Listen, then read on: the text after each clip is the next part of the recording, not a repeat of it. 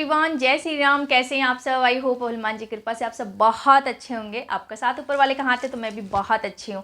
तो जैसे कि हम लोगों ने बात की थी कि पूजा हम कर सकते हैं कि नहीं, हनुमान जी की महिलाएं पूजा कर सकती हैं कि नहीं, नित्य प्रति पूजा कैसे होता है, जब हम हनुमान जी की रोज़ पूजा करते हैं तो उसमें हम प्याज लहसुन नॉनवेज खा सकते हैं कि नहीं। तो ये सारी चीज़ें आपने मेरे पहले वाली वीडियो में देखी और इस वीडियो में आज मैं आपको बताऊँगी कि हमें हनुमान जी की पूजा कैसे करनी है। तो जी हाँ, हमें हनुमान जी की पूजा जो रोज़ पूजा होती है वो कैसे करनी है। संकल्प वाली पूजा तो आप लोगों को पता ही है कि संकल्प लेके हम लोग जो पाठ करते हैं वो कैसे करते हैं।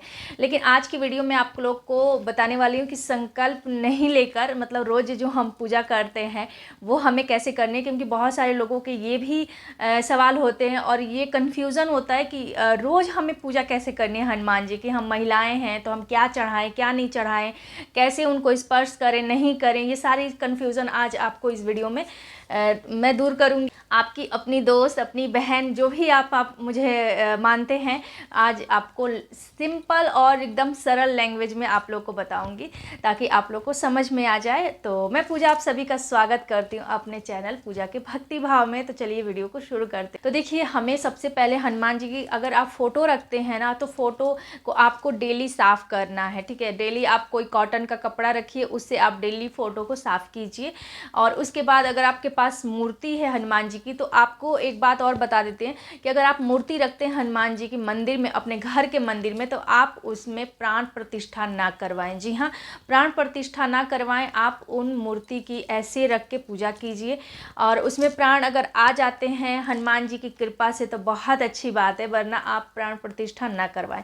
उसके बाद अगर आपके पास जैसे कि मैंने आपको बताया कि मूर्ति है तो आप मूर्ति का अभिषेक करें। डेली आपको उनको स्नान करवाना है, उनको वस्त्र धारण करवाने हैं, उनको भोग अर्पित करना। भोग में आप गुड़ चना अगर लगाते हैं तो उनका अति प्रिय प्रसाद है गुड़ चना, कि आपको गुड़ चने के प्रसाद क्या बोलते हैं लगा सकते हैं आप रोज़ में, ठीक है। और नहीं तो आप फिर बूंदी के लड्डू लगाइए, वो भी उन्हें अति प्रिय है। आप उनको मोतीचूर के लड्डू लगाइए, बूंदी लगाइए, किसी का भी प्रसाद आप लगा सकते हैं, खीर का प्रसाद। तो मैं एक अलग से वीडियो बना दूंगी जिसमें आपको बताऊंगी कि किस दिन आपको कौन से प्रसाद मतलब हनुमान जी को भोग लगाने, ठीक है।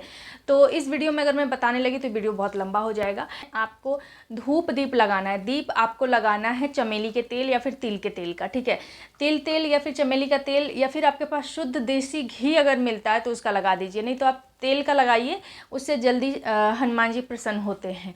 उसके बाद आपको उन मतलब पूजा करके उनको सिंदूर अर्पित कीजिए। सिंदूर उनको अति प्रिय है। अगर लाल चंदन मिल जाता है तो लाल चंदन उनको अर्पित कीजिए। अर्पित आपको बिल्कुल स्पर्श करके आप कर सकती हैं, क्योंकि आप घर में जो मूर्ति है उसमें प्राण प्रतिष्ठा नहीं होती है, तो आप उनको छू कर उनको उनके साथ कोई रिश्ता कायम कर लीजिए। भाई का रिश्ता कायम कर लीजिए, आप उनके साथ पिता का रिश्ता कायम कर लीजिए, आप बाबा का रिश्ता, कोई भी रिश्ता आप उनके साथ कायम करके फिर उस भाव से आप उनकी पूजा कीजिए। देखिए, जब भी हम भगवान के साथ कोई रिश्ता कायम करते हैं ना तो वो हमारी जो भावनाएं हैं उन्हें समझने लगती है। ऑटोमेटिक मतलब ना सारी चीज़ें भाव आने लगते हैं हमारे अंदर कि हाँ, भगवान ने ये किया है, ये भगवान की इच्छा है, या फिर भगवान को ये खाना है, भगवान को ये पहनना है, भगवान, वो सारे ऑटोमेटिक आपको वो मतलब बताने लगेंगे अपने भाव के थ्रू। तो आपको बहुत ज़रूरी है कि उनके साथ कोई रिश्ता आप बना के उनकी विधिवत पूजा करें। तो ये सारी चीज़ें हो गई। उसके बाद आपको धूप दीप आपने लगा दिया, आपने प्रसाद लगा दिया, आपने चंदन और सिंदूर जो भी अर्पित कर दिया। आपको जब भी आप भोग लगाएं इस चीज़ का ध्यान रखें, डेली के पूजा में आप उनको तुलसी दल जरूर डालें। तुलसी दल के बिना उनका भोग अधूरा माना जाता है, वो आपकी पूजा नहीं स्वीकारते हैं। तो आप तुलसी दल जरूर डालें और फिर उसके बाद आप उनको धूप दीप कीजिए, उनकी आरती कीजिए और हनुमान चालीसा का डेली नित्य प्रति पाठ कीजिए।